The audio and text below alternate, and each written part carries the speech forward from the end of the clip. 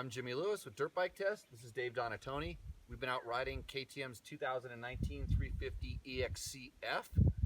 This is our full video test in this bike. We've got literally over 1,000 miles on it, probably about 1,200 at the end of today.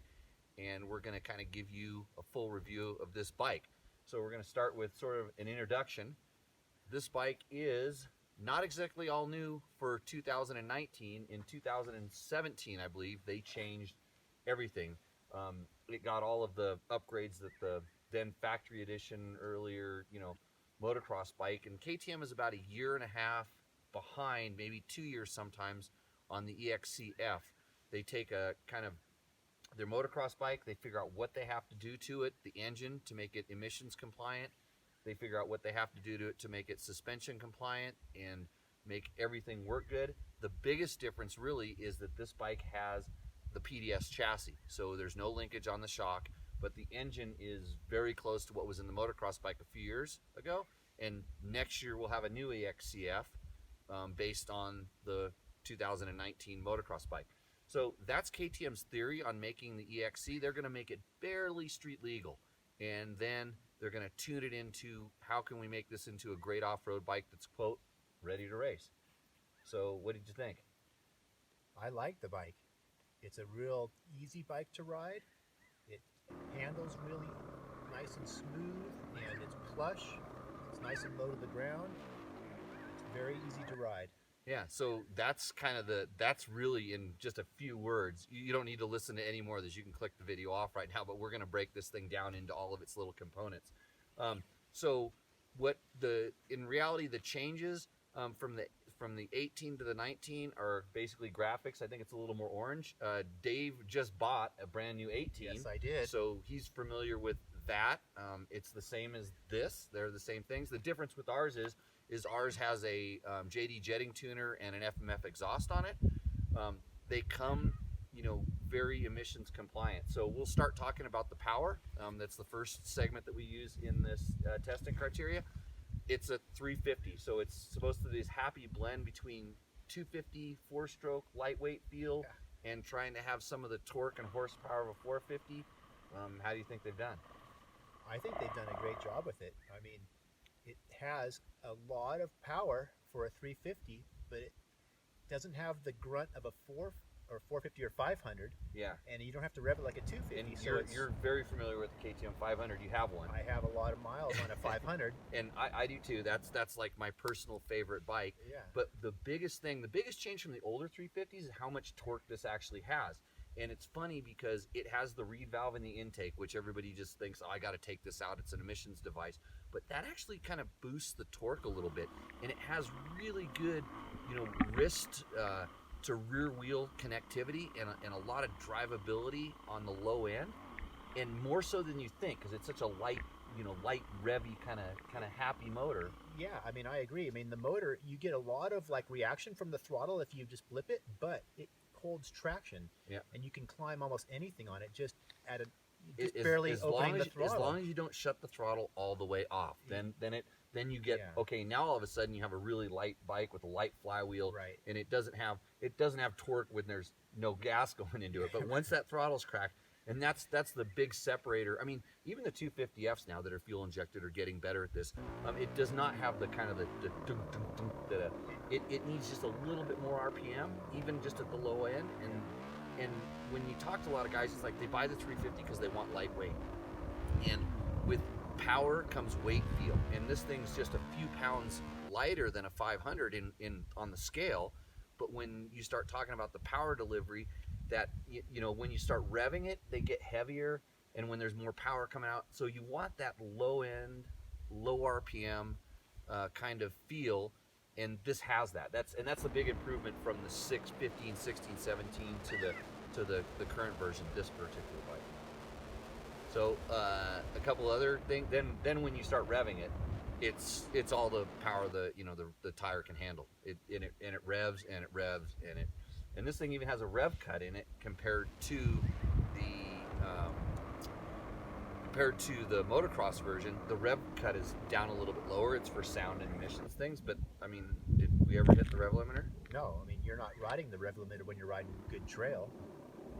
Yeah, and yeah, Right? really I mean, well tight technical trail. yeah.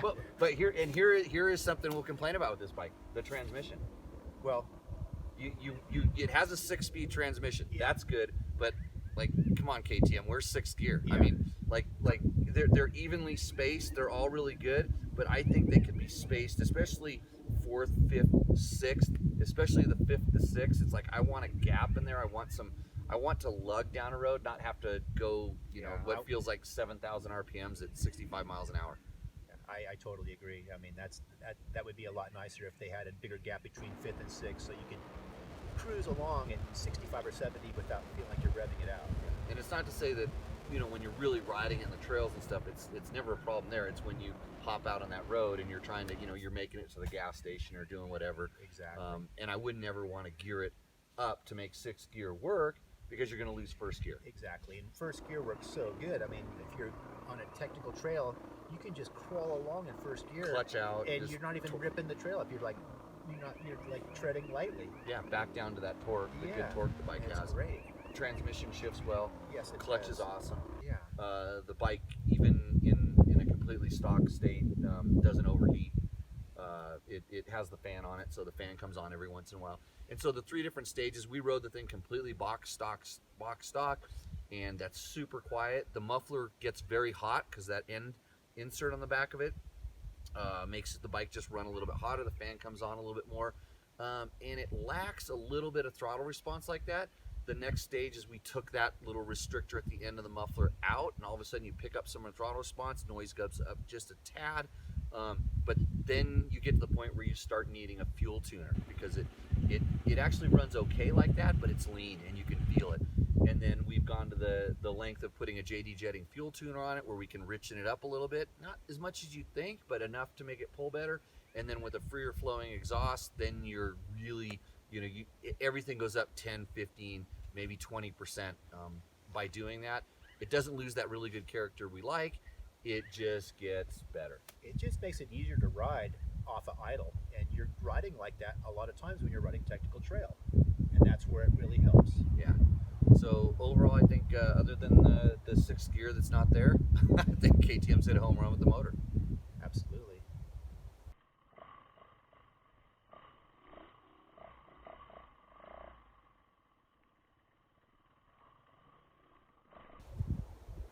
Suspension. So KTM on this bike has the open cartridge. It's called the Explorer fork now, and the rear suspension is the kind of infamous or famous, depending on what you think, PDS linkageless WP shock. I really like this suspension. I think it's basic. I don't know that I've actually changed a clicker on this thing, and we've done everything from desert to 1st gear gnarly single track trails. I agree. I mean, there's no reason to change a clicker. They really nailed the setup from the factory. Yeah, and I hear people complaining about, I've heard people say that the forks fade. I've never had a fork fade. Neither have I, but I don't have $800 worth of parts to bolt in to make it work better, because there's a compression and a rebound adjuster, one on top of each fork, and like I said, we didn't play with it. I think we might have clicked it around a little bit in the beginning. I love the way that's right on top, and so you can just, if you feel like you want to make an adjustment, you can do it. You're totally picky. I'm very picky, but I didn't feel the need to touch it. Yeah, and it is easy. But what this suspension is very plush. The bike is just the suspension is really active. It's like there's not a lot of damping force initially, so that both wheels are really moving. It's really following the ground, and then it ramps up and gets just progressive enough to where it never gets wallowy feeling. Yeah, absolutely. Maybe a little bit compared to we were riding a Yamaha WR with it today. But that's a different animal. Yeah. We'll talk about that in our Yamaha WR test. But it's supple, and then it resists bottoming. And I'm 200 pounds, and you're 165. Yeah, 165 pounds. It worked good for both of us. Yeah, and they're known to be picky for ride height, but we kind of set it in between for the both of us, and I can't complain. Yeah, I can't either. I mean, I normally am real picky about the setup, and this bike seems to work just fine with the setup for Jimmy or myself. Yeah. So it's like, if I were gonna race it, I would definitely want it to be stiffer. But this is a dual sport bike, and for dual sport riding, and like even kind of extreme enduro. I think it's a really good setup, or just regular enduro. If I were racing it, I would definitely want to kind of start clicking, getting a little bit more stiffness into it. And my weight maybe go up a spring rate, but other than that, I'm calling it great. Yeah, I mean, if I was going to race it, then obviously you would make it more raceable, with making it stiffer and so on. But just for an everyday, like, fun trail bike, it's perfect because when you ride it easy, it reacts in an easy way. But as you ride it harder, it seems to react in a harder way. Yeah, it's got a progressive nature, so you can. I really happy with it. Other than just bleed the air out of the forks, make sure your ride height is close. Call it good and send it. Yeah, I agree.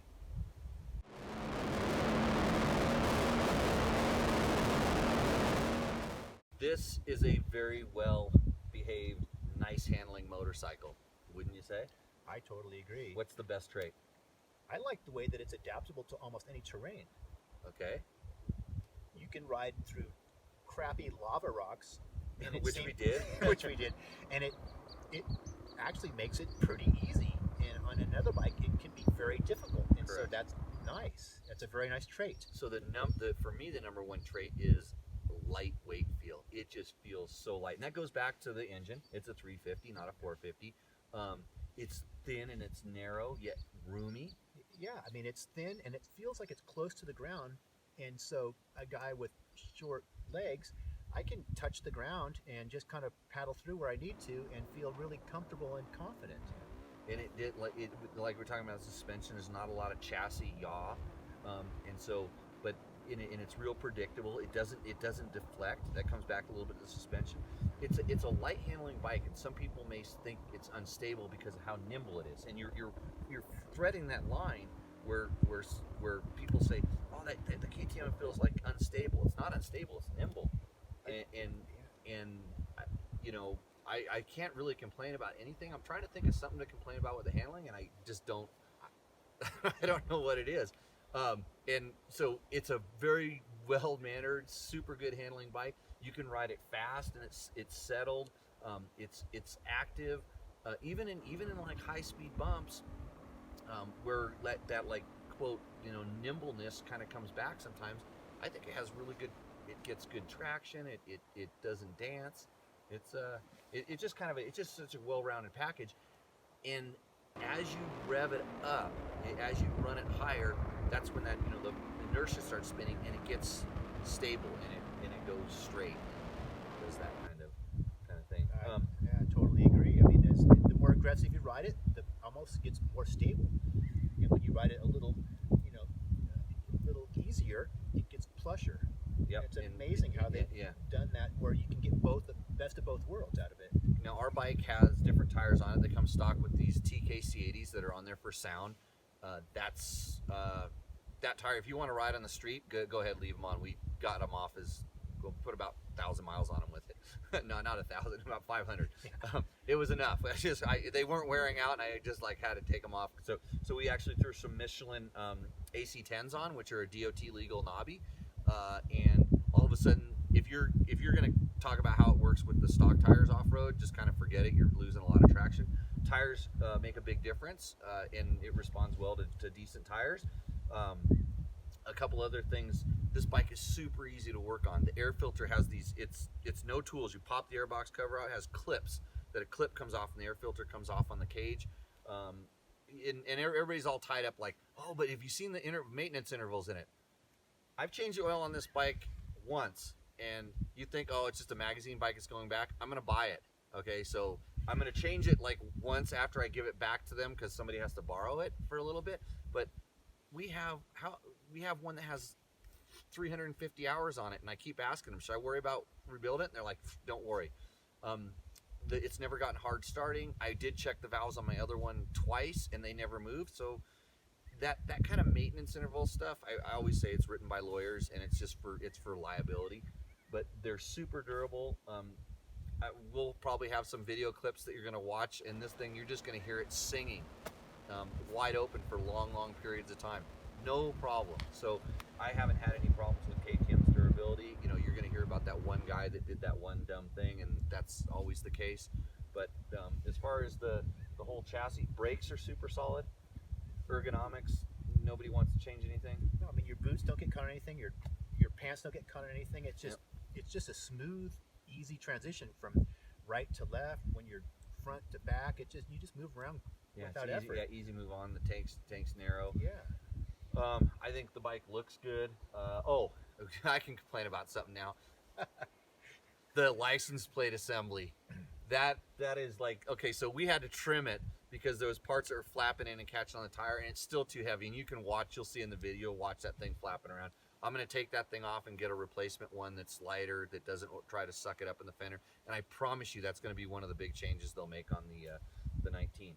But as far as handling goes, I think another home run. Yeah, absolutely. They hit a home run on that.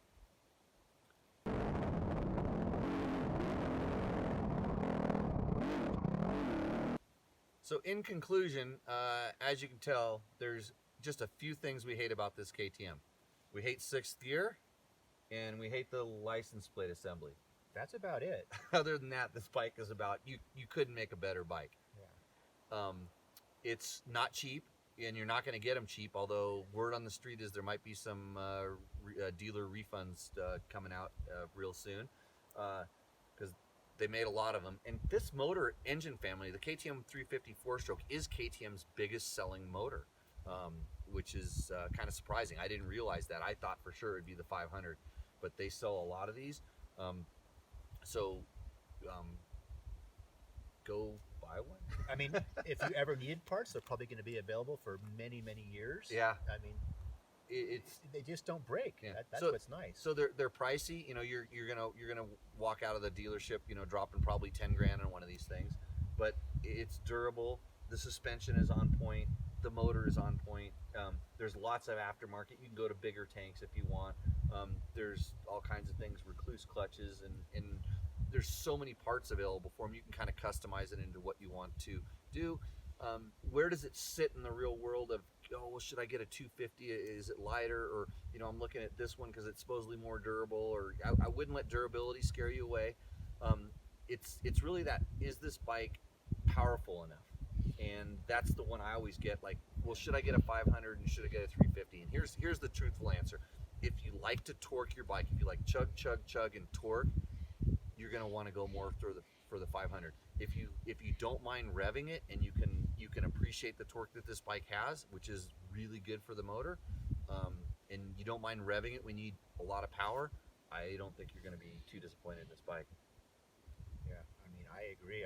This bike, even though it doesn't weigh much different than the 500, like you were saying, it rides like 30 pounds lighter. It feels like it's 30 pounds lighter. Yeah. And it just really, and especially in the front, the 500 has a lot more weight on the front wheel. This one has a lot less weight, but it still feels really stable.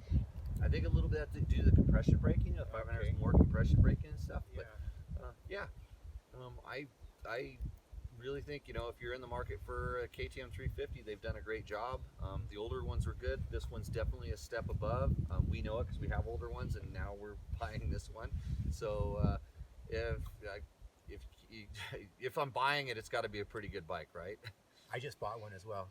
So yeah, we're jaded. We just want you to join the club. Yeah. So that's it for Dirt Bike Test. Check us out at the website, www.dirtbiketest.com. It should be easy to remember. You can follow us on YouTube, on Twitter, on Instagram, and then we're on that new thing that nobody knows about yet, but we'll be on there next week. So we'll catch you out on the trail. See ya.